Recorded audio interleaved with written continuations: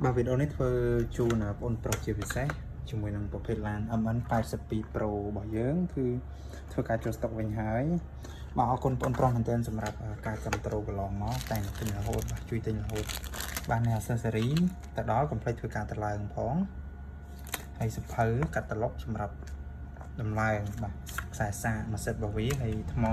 គឺនៅខាងមុខហើយ model Pro នេះគឺមានប្រព័ន្ធភ្លើងសញ្ញោឆ្វេងស្ដាំបាទអានេះប្រកបសម្រាប់ឲ្យវាលុបភ្លើងពេលយើងចតហើយយើងចុចចប់មកវាផ្ដាច់ពេលយើងតេស្តប្រព័ន្ធជាកូដគឺវាមានសញ្ញោឲ្យបាទឆ្វេងស្ដាំហើយខាងក្រោយក៏មានដូចគ្នា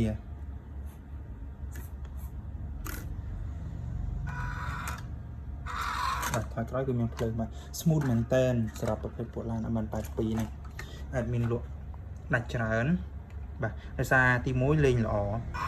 តម្លៃធូរឲ្យកម្លាំងខ្លាំងទៀតបាទ